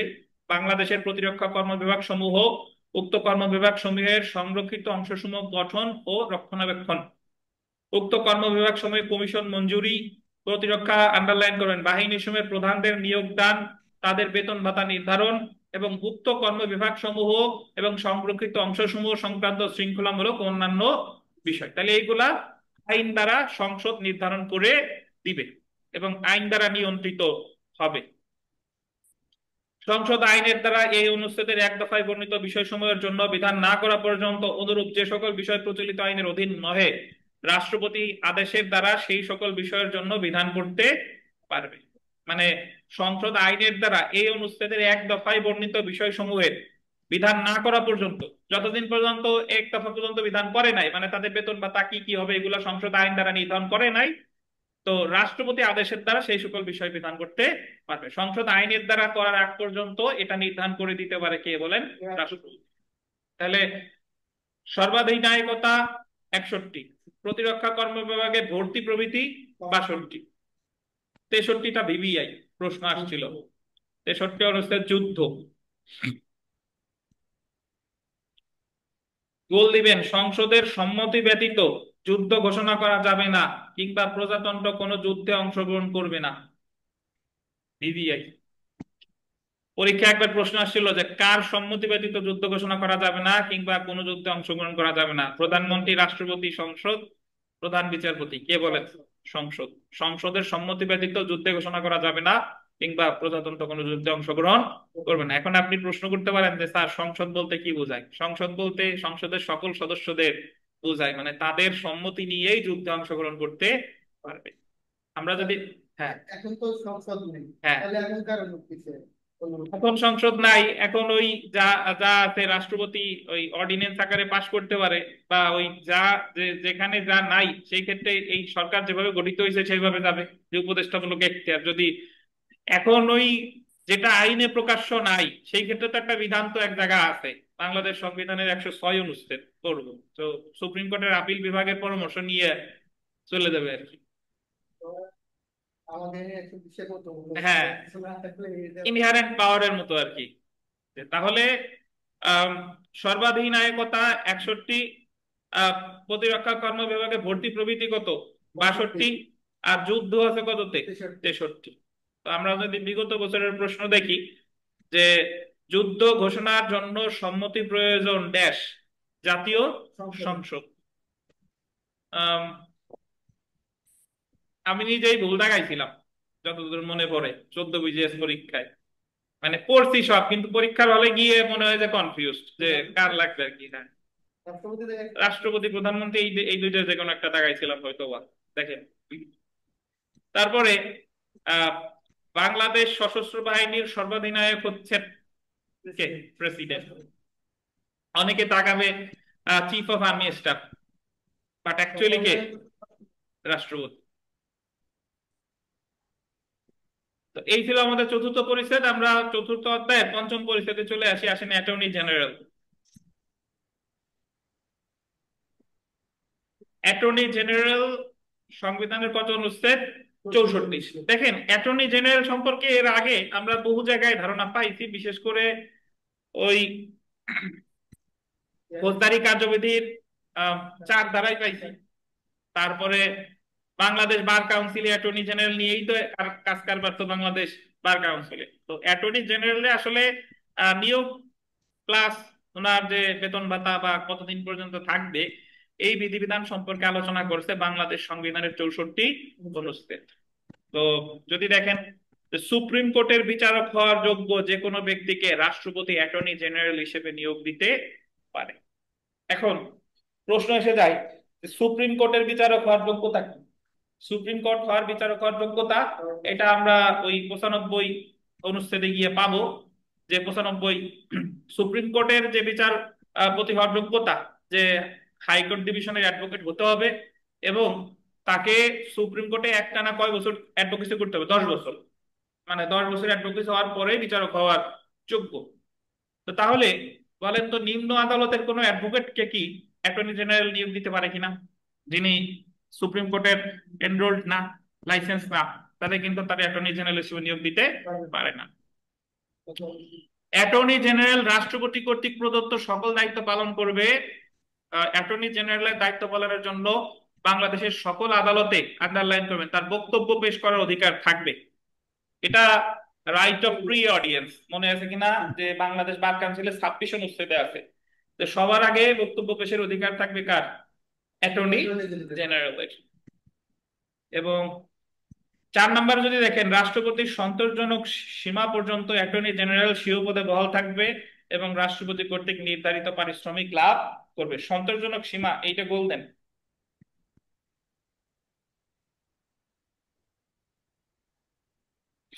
সন্তোষজনক সীমা মানে অ্যাটর্নি জেনারেল পদের কোনো নির্দিষ্ট মেয়াদ নেই, রাষ্ট্রপতি যেটা নির্ধারণ করবে সেটাই হচ্ছে তার পদে মেয়াদ। যদি ধরেন আমাদের আহ, এর আগের যিনি ছিলেন অ্যাটর্নি জেনারেল মাহবুবে আলম, উনি দীর্ঘদিন ছিলেন। উনি মারা যাওয়ার পরে হলে এম আমিন উদ্দিন সাহেব তো পদত্যাগ করছেন, যেহেতু ওই আওয়ামী লীগ সরকার ছিল না। এরপরে বর্তমানে যিনি আছেন, এনার নাম কি, নাম ভুলে যাই, খালি আমার মনে নাই।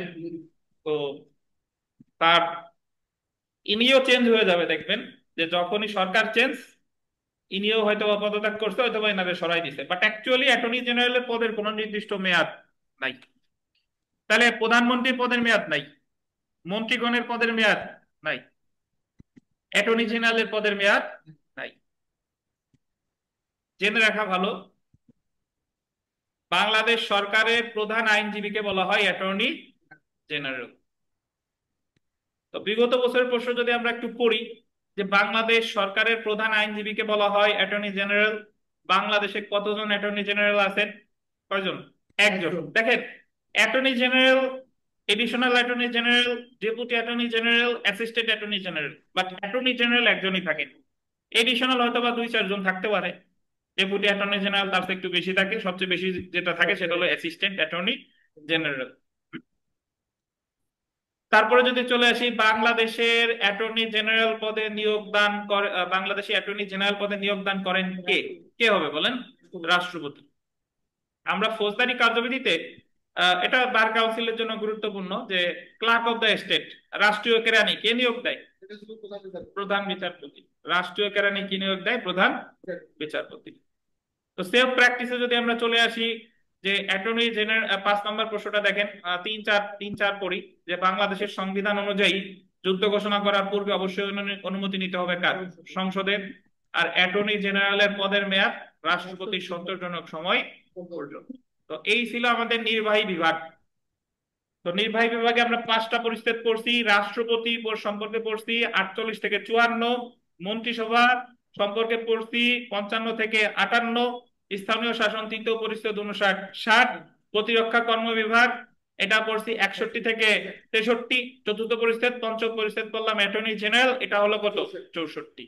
এখন পঞ্চম বিভাগ আমরা পড়বো হচ্ছে আইনসভা বা দ্য লেজিসলেচার, পঞ্চম। তো এটা পড়বো, একটু বিরতি 2 মিনিটের। আইনসভা বা দ্য লেজিসলেচার, আমরা পঞ্চম ভাগ আইনসভা, দ্য লেজিসলেচার। প্রথম পরিচ্ছেদ সংসদ, অনুচ্ছেদ 65, খুবই গুরুত্বপূর্ণ একটা অনুচ্ছেদ, এস্টাবলিশমেন্ট অফ পার্লামেন্ট। তো নির্বাহী বিভাগ, আইন বিভাগ বা আইনসভা যেটা বলে, আর একটা হলো বিচার বিভাগ, এই 3টা বিভাগ রাষ্ট্রের অন্যতম গুরুত্বপূর্ণ 3টা অঙ্গ।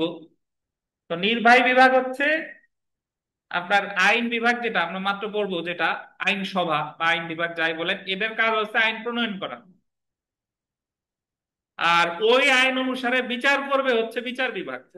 বিচার বিভাগ। আর এটাতে কোনো দণ্ড বা অন্যান্য যে কাজগুলো আছে এগুলা কার্যকর করবে কে? নির্বাহী বিভাগ। অর্থাৎ সকল প্রশাসনিক কাজগুলো করে অ্যাকচুয়ালি নির্বাহী বিভাগ। আর আইনসভার কাজ হচ্ছে আইন প্রণয়ন করা। তো আমরা নির্বাহী বিভাগ সম্পর্কে বিস্তারিত ধারণা লাভ ইতিমধ্যে করে ফেলেছি। তো এখন আমরা যেটা পড়বো যে আইন বিভাগ। তো 65 অনুচ্ছেদে প্রথমে যেটা বলছে দেখেন, জাতীয় সংসদ। আম, জাতীয় সংসদ হাউস অফ নেশন, এই জায়গায় বানানটা ভুল আছে, এই জায়গায় হাউস অফ দ্য নেশন হবে। হাউস অফ দ্য নেশন, এসটা কেটে দিবেন, হাউস অফ দ্য নেশন। আর অফ এর পর একটা দি হবে। হাউস অফ দি নেশন নামে বাংলাদেশে একটি সংসদ বা আইনসভা থাকবে। বাংলাদেশের জাতীয় সংসদ, আন্ডারলাইন করবেন, এক কক্ষ বিশিষ্ট বা ইউনিক্যামেরাল জাতীয় সংসদ, এবং আইনসভার প্রধান কাজ হলো আইন প্রণয়ন করা। তার মানে আইনসভার একমাত্র কাজই হলো আইন প্রণয়ন করা। এখন অর্পিত আইন প্রণয়ন বা ডেলিগেটেড লেজিসলেশন, অর্পিত আইন আসলে কাকে বলে আমরা পড়ার আগে আপনাদের একটু ধারণা দেই। নর্মালি আইন প্রণয়ন করার যে কাজ, এই কাজটা অ্যাকচুয়ালি জাতীয় সংসদের। তবে কখনো কখনো জাতীয় সংসদ এই কাজটার দায়িত্ব অন্য কোনো আদালত বা অন্য কোনো কর্তৃপক্ষের উপর দিতে পারে। যে আমি তোমার ক্ষমতা অর্পণ করলাম, আমি সরাসরি আইন প্রণয়ন করলাম না, তোমার ক্ষমতা দিলাম, তুমি ইচ্ছা করলো এই আইন প্রণয়ন করতে পারো। যদিও আজ পর্যন্ত কখনো দেয় নাই, বাট ইচ্ছা করলে দিতে পারে। এই যে দেখেন, অনুচ্ছেদ 65-1 অধীন জাতীয় সংসদ তার আইন প্রণয়ন ক্ষমতা অন্য কোনো ব্যক্তি বা কর্তৃপক্ষকে অর্পণ করতে পারে। মানে জাতীয় সংসদ যে আইনটা প্রণয়ন করে, এই আইন প্রণয়ন অন্য কোনো ব্যক্তিকে বা অন্য কোনো কর্তৃপক্ষকে প্রণয়ন করতে পারে।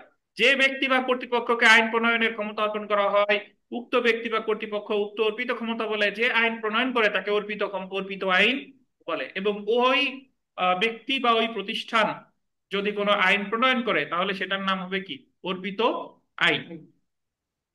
65-1 অনুচ্ছেদে বলা হয়েছে, আন্ডারলাইন করবেন, সংসদের আইন দ্বারা যে কোনো ব্যক্তি, আন্ডারলাইন করবেন, কর্তৃপক্ষকে আদেশ, বিধি, প্রবিধান, উপ আইন বা আইনগত কার্যকর ক্ষমতা সম্পন্ন অন্যান্য চুক্তিপত্র প্রণয়নের ক্ষমতা অর্পণ হতে এই দফার কোনো কিছুই সংসদকে নিবৃত্ত করবে না। অর্থাৎ আমি যদি আপনাদের একটু এইভাবে বলি যে ধরেন বাংলাদেশ বার কাউন্সিল বলে দিল যে তুমি ইচ্ছা করলে আইনজীবীদের সংক্রান্ত যে কোনো আইন প্রণয়ন তুমি করতে পারবা, এবং সে বাংলাদেশ বার কাউন্সিল যদি কোনো আইন প্রণয়ন করে সেটা হবে অর্পিত আইন। তো যদি বাংলাদেশের মানে আমাদের পরীক্ষায় প্রশ্ন আসে যে অর্পিত আইন সম্পর্কে বলা হয়েছে কত অনুচ্ছেদে? 65 অনুচ্ছেদে। অর্পিত আইন বিষয়টা বুঝছেন? অর্পিত আইন মানে হলো যে আর সংসদ তার আইন প্রণয়নের ক্ষমতা আর একজনের উপর অর্পণ করছে। এখন আমরা চলে আসি সংসদ সদস্য সংখ্যা। জাতীয় সংসদ গঠিত হয় 3 জন নির্বাচিত সদস্য দ্বারা। 300 জন, সরি, 300 জন নির্বাচিত সদস্য দ্বারা, মানে এই 300 জন সংসদ সদস্যরা জনগণের প্রত্যক্ষ ভোটে নির্বাচিত হবে। এই 300 জন সদস্য একক আঞ্চলিক নির্বাচনী এলাকা সমূহ, যেমন সিঙ্গেল টেরিটোরিয়াল কনস্টিটিউয়েন্সিস কনস্টিটিউয়েন্সিস হতে প্রত্যক্ষ নির্বাচনে ডিরেক্ট ইলেকশনের মাধ্যমে নির্বাচিত হয়। তাহলে সরাসরি নির্বাচিত হবে কতজন? 300 জন। এখন আমরা চলে আসি সংরক্ষিত নারী আসন। 2011 সালের সংবিধানের গোল দিবেন 15তম সংশোধনীর মাধ্যমে সংরক্ষিত নারী আসন 50টি করা হয়। মানে 2011 সালে করা হয় সংরক্ষিত নারী আসন কয়টা? 50টা। 50টি। সংরক্ষিত নারী সংসদ সদস্যরা জনগণের, আন্ডারলাইন করবেন, প্রত্যক্ষ ভোটে নির্বাচিত হয় না। এই 50 জন জনগণের প্রত্যক্ষ ভোটে নির্বাচিত হয় না, কিন্তু তারা পূর্বোক্ত সদস্যদের দ্বারা, আন্ডারলাইন করবেন, সংসদে আনুপাতিক প্রতিনিধিত্ব পদ্ধতির ভিত্তিতে, আন্ডারলাইন করবেন, আনুপাতিক প্রতিনিধিত্ব পদ্ধতির ভিত্তিতে একক হস্তান্তরযোগ্য ভোটের মাধ্যমে নির্বাচিত হবে। ইংরেজিটা আন্ডারলাইন করেন। On the basis of procedure proportional representation, PR. বর্তমানে আমাদের এই যারা এনসিপি নাকি, এনসিপি দের একটা দাবি হচ্ছে জি। যে পিআর পদ্ধতি। এই আপনার শুধু যে 50 জন না, এই যে 300 জনের ক্ষেত্রেও তারা একটা বিধান করছে যে পিআর পদ্ধতিতে চালু হোক, proportional representation. What is proportional representation জি। একটু পরে আসতেছি, দেখেন in the parliament through single transferable, অর্থাৎ প্রত্যক্ষ নির্বাচনের মাধ্যমে নির্বাচিত 300 জন সদস্য এবং 50 জন মহিলা সদস্য, মোট 350 জন সদস্য নিয়ে সংসদ গঠিত হবে। এখন প্রপোর্শনাল রিপ্রেজেন্টেশন মানে কি, একটু উদাহরণ লেখেন, উদাহরণ দিয়ে লেখেন, উদাহরণ, উদাহরণ, উদাহরণ দিয়ে লেখেন। 50/300, 300। 50/300 গুণ কোন দল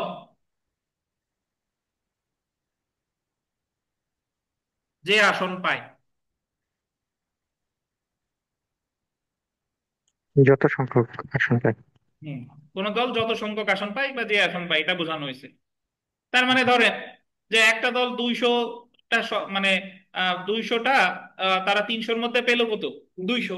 তাহলে এই 50 গুণ 300 যদি হয় 1/6 গুণ 200, এটা দিয়ে গুণ করলে তাহলে হয় কত? আহ, এখানে তো 50/300 তাহলে 1/6 হয় না? হুম। তা 1/6 গুণ 200 যদি হয়, তাহলে এখানে ওখানে আহ উপরে চলে যায় হচ্ছে আপনার 200, তাহলে কয়টা হয় এইভাবে আর কি পাবে আর কি। বুঝতে পারছেন? তো কোন দল যে ওয়ান আসন, বাই সিক্স জি তানভীর, 1/6।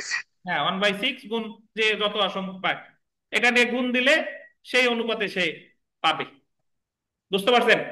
ধরেন কোন দল যদি 60টা আসন পায়, 60টা, তাহলে 60টা যদি পায়, তাহলে সে এই এই এই সূত্র অনুসারে, তাহলে তার ওই প্রপোর্শনাল রিপ্রেজেন্টেশন অনুসারে সে সংরক্ষিত নারী আসনে পাবে কয়জন বলেন তো? 10টা। 10টা নাকি? 33 জনের জি। হ্যাঁ, তো এরকম। তো তাহলে এই যে যে 50 জন, এই 50টা আসলে কোন দল ইচ্ছা করলেই বেশি নিতে নেওয়ার কিন্তু কোনো সুযোগ নাই। তারা ওই মোটামুটি যে যে মানে সংসদ সদস্য যে কয়জন আছে, সেটারে আনুপাতিক হারে তারা পাবে। এটা হলো প্রপোর্শনাল রিপ্রেজেন্টেশন। শুন, বর্তমানে পিআর পদ্ধতি যেটা বলতেছে, পিআর পদ্ধতি, বর্তমানে পিআর পদ্ধতির অর্থ হলো, প্রপোর্শনাল রিপ্রেজেন্টেশন অর্থ হলো যে আপনি কোন জায়গায় কোনো মানে কেউ দাঁড়াবে না। ধরেন সব জায়গায় জাতীয় প্রতীক গুচ্ছ থাকবে, ভিত্তিক। নৌকা এত, জি। শাপলা এত, ধানের শীষ এত, ধরেন 10 কোটি ভোট। তো এখন 10 কোটি ভোটের মধ্যে এক দল পাইছে ধরেন 2.5 কোটি, তাহলে 2.5 কোটি ভোট সমান সমান 300 আসন থেকে কত হয়? হ্যাঁ, sorry, 7টা আছে। না, 2.5, 10 কোটির মধ্যে যদি 2.5 কোটি হয়, তাহলে যে 25 ভাগ, তাহলে 300 ভাগের জি। 25 ভাগ কত? 300-র 25 ভাগ কত? 75। 75। 75। তাহলে কেউ যদি 2.5 কোটি ভোট পায়, তাহলে সে আসন পাবে কয়টা? 75টা। বুঝছেন? তো এটাই হলো আপনার পিআর, মানে এই জায়গা কত পার্সেন্ট ভোট পাইলো কত সেটা পার্সেন্ট অনুযায়ী ভোট আসন পাবে। পাইছি, সেই সিস্টেমে হবে হলো আমার আসন। জি। তো মানে এইগুলো কি নারী জনসংখ্যার আসন? কথাটা কি? হ্যাঁ, হ্যালো, স্যার এগুলো কি নারী জনসংখ্যা। আসন? বুঝি নাই ফেরদৌস। বললাম যে স্যার এগুলো কি নারী আসন, নারী আসনের জন্য? বর্তমানে এটা তো নারী নারী আসন আসনের জন্য, কিন্তু বর্তমানে যেটা নিয়ে আলোচনা এটার হচ্ছে আলোচনা সেটা হচ্ছে। সেই সম্পর্কে বললাম যে প্রপোর্শনাল রিপ্রেজেন্টেশনটা আসলে কি। জি। বুঝছেন? আচ্ছা, আশা করি প্রপোর্শনাল রিপ্রেজেন্টেশন বুঝতে পারছেন। তো এখন এখানে সংসদে সংরক্ষিত নারী আসন বা সাংবিধানিক পরিবর্তন, দেখবেন যে অনেকে পিআর পিআর বলতেছে, পিআর, কিন্তু পিআর সম্পর্কে কিন্তু ধারণা নাই। পিআর মানে নাই প্রপোর্শনাল রিপ্রেজেন্টেশন, আমি যত ভোট পাইছি রিপ্রেজেন্টেশন। ওই ভোটটা 300 আসনের কত হয়, সেটা হলো মেইন কথা।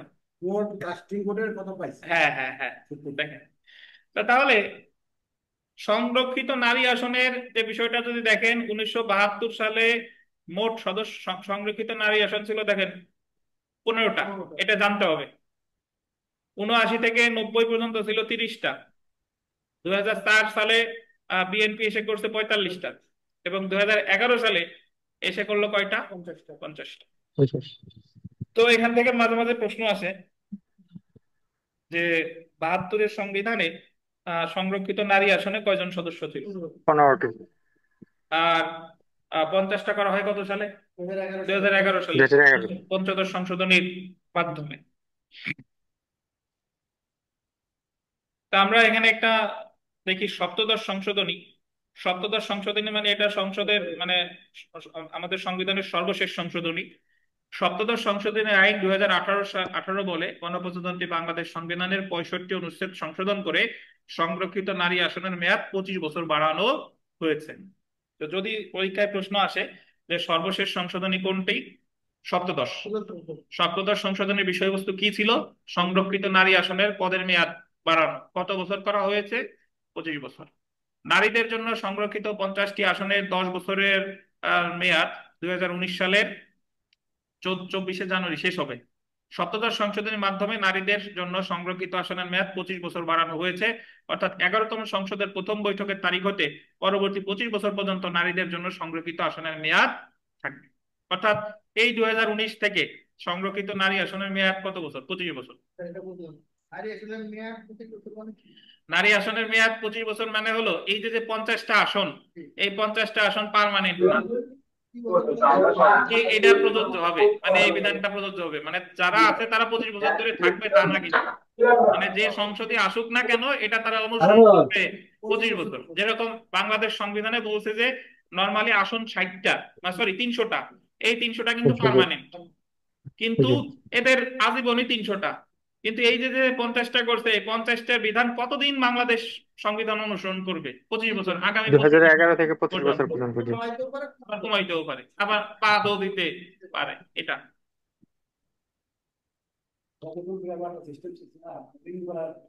হ্যাঁ হ্যাঁ, রিনিউ করার বিষয় আছে। জি। তো বিগত বছর প্রশ্ন যদি দেখেন যে সাংবিধানিক ভাবে বাংলাদেশের জাতীয় সংসদের নাম কি, হাউস অফ দ্য নেশন হবে। ন্যাশনাল। তারপরে 2 নম্বর যদি দেখেন জাতীয় সংসদে গণপ্রজাতন্ত্রী বাংলাদেশ সংবিধানের কোন অনুচ্ছেদ মোতাবেক কোন ব্যক্তি বা কর্তৃপক্ষকে আদেশ, বিধি, প্রবিধান, উপ আইন প্রণয়নের ক্ষমতা প্রদান করতে পারে? 65। 65। তারপরে দেখেন বাংলাদেশের আইনসভার নাম কি? জাতীয় সংসদ। তারপরে 3 নম্বর যদি দেখেন বাংলাদেশের জাতীয় সংসদ কয় কক্ষ বিশিষ্ট? এক কক্ষ, ইউনিক্যামেরাল নাকি? কোন দেশের জাতীয় সংসদ দ্বিকক্ষ বিশিষ্ট? এখানে চীন, সিঙ্গাপুর, ব্রুনাই, মিয়ানমার। মিয়ানমার ছোট্ট একটা দেশ কিন্তু দ্বিকক্ষ বিশিষ্ট, কিন্তু আমাদের এক কক্ষ। চীনের তো সবচেয়ে বেশি জনসংখ্যা বেশি, ওরাও এক কক্ষ। তারপরে বর্তমানে সংসদে নারীদের জন্য সংরক্ষিত আসন সংখ্যা কত? 50। ওই 2007 সালের অনুপাতে ছিল 45টা, বাট বর্তমানে যদি উত্তর করি হবে কয়টা? 50টা। তো এরকম প্রশ্ন যা আছে এগুলা ইনশাল্লাহ পড়ে ফেলবেন, অনেক প্রশ্ন এখানে আছে। আহ 3 নম্বর প্রশ্নটা দেখি, সেলফ প্র্যাকটিসের 3, যে গণপ্রজাতন্ত্রী বাংলাদেশের আইন প্রণয়নের ক্ষমতা কার উপর ন্যস্ত? সংসদের উপর বা আইনসভার উপর? কার কার? সংসদ বা আইনসভা? সংসদই তো আইনসভা। জি, সংসদ এবং বিচার জি। বিভাগ। না, সংসদ এবং আইনসভা একই তো জিনিস। তবে আইন প্রণয়ন করে মাঝে মাঝে যে হাইকোর্ট বিভাগ বা সুপ্রিম কোর্ট এই বিচারটা আইনটা ই করে, এটা কি হবে? সুপ্রিম কোর্ট কি করে বলেন বলেন? ওই যে আইন কি করে, কোন ক্ষেত্রে করছে? কোন ক্ষেত্রে না, মাঝে মাঝে সুপ্রিম কোর্ট তো রুল ইস্যু করে, রুল ইস্যু করে, ওনার তো আইন প্রণয়নের ক্ষমতা নাই। 10 নম্বর প্রশ্নটা দেখি, যে সংবিধানের কততম সংশোধনীর মাধ্যমে সংরক্ষিত নারী আসনের সংখ্যা 45 থেকে 50 করা হয়েছে? পঞ্চদশ। পঞ্চদশ সংশোধনী। 11 নম্বর দেখেন কত সালে সংসদের নারী আসনের সংখ্যা 45 থেকে 50 করা হয়? 2011। 15 নম্বরটা যদি দেখি, যে সংবিধানের সপ্তদশ সংশোধনীর মাধ্যমে সংরক্ষিত নারী আসনের মেয়াদ বাড়ানো হয়েছে 11তম জাতীয় সংসদের প্রথম বৈঠকের মেয়াদ হতে পরবর্তী কত বছর? 25 বছর। অর্থাৎ ওই 25 বছরের আগে যে সংসদ থাকবে তারা ইচ্ছা করলে বাড়াইতে পারে, কমাইতে পারে বা অবসানও করতে পারে। তো আজকে আমাদের এ পর্যন্তই থাক।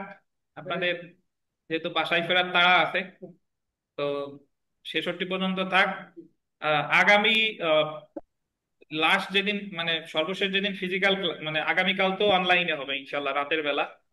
আর মঙ্গলবারে জি ইনশাল্লাহ স্যার। আপনাদের পরীক্ষা হবে। 50 মার্কের পরীক্ষা। ওই যে সব এই ভ্যারাইটি 36 অনুচ্ছেদ থেকে 65 অনুচ্ছেদ পর্যন্ত, 36 থেকে 65, এবং ওটা এমসিকিউ হবে। 36 থেকে 65 এমসিকিউ, ভালোভাবে পড়ে আসেন। বাংলাদেশ সংবিধান 36 থেকে 65। জি ফেরদৌস। 36 অনুচ্ছেদ থেকে 65 অনুচ্ছেদ। জি জি জি, 50 মার্কের এমসিকিউ, জি। ভালোভাবে পড়েন। আচ্ছা, নারী আসনের ক্ষেত্রে একটু বলতে চাচ্ছিলাম যে আমাদের তো প্রতিটা এলাকাতেই একজন এমপি আছে। বাংলাদেশের প্রত্যেকটা এলাকায়, প্রত্যেকটা অঞ্চলে কোনো না কোনো সংসদীয় আসনের অন্তর্ভুক্ত। সেক্ষেত্রে একজন নারী আসলে ঠিক কোন অংশের প্রতিনিধিত্ব করে বা কার প্রতিনিধিত্ব করে? ওনার তো কোনো নির্দিষ্ট এলাকা নাই। উনি একজন মহিলা এমপি। সংসদীয় নারী আসন মানে ওটা সংসদ আইনের দ্বারা নির্ধারণ করবে যে কে কোন সংরক্ষিত আসনের জন্য। বাট এটা আপনাদের আলাদা ওই আইনে দেখতে হবে যে সংসদ রিলেটেড কি আইন আছে। বাট আমাদের সংসদে জাস্ট এতটুকু বলছে যে সংরক্ষিত নারী আসনে 50 জন তারা কিভাবে নির্বাচিত হবে, এবং তাদের ইচ্ছা করলে বিভিন্ন মন্ত্রণালয়ের দায়িত্ব দিতে পারে। ধরেন মমতাজ প্রথমবার যখন নির্বাচিত হয় তখন সে সংসদীয় মানে সংরক্ষিত নারী আসনের ছিল। জি। জি। তো এই ক্ষেত্রে তাদের আসলে ওইভাবে কোন এলাকার প্রতিনিধিত্ব তারা করবে এই বিষয়ে আমার ঠিক জানা নাই। বাট তারা এই রিলেটেড আলাদা আইন আছে কিনা থাকতে পারে, কারণ সংসদের তো আলাদা বিধি টিধি আছে। বাট জি। সংবিধানে যতটুকু আছে এতটুকুই। আর ওনাদের জন্য আলাদা একটা বিধান করছে যে যেহেতু ওই যে 28-এর 4-এ আছে যে অনগ্রসর অংশ, নারী শিশু অনগ্রসর অংশের জন্য জি। আলাদা যদি কিছু করে তাহলে সেটা আসলে সংবিধান পরিপন্থী হবে না। এখন স্যার সরকারি সরকার চাকরিতে বিরোধী তো আইন, স্যার জি। সরকার বিরোধী আইনে এই দ্রুত চাকরিটি খুব দ্রুত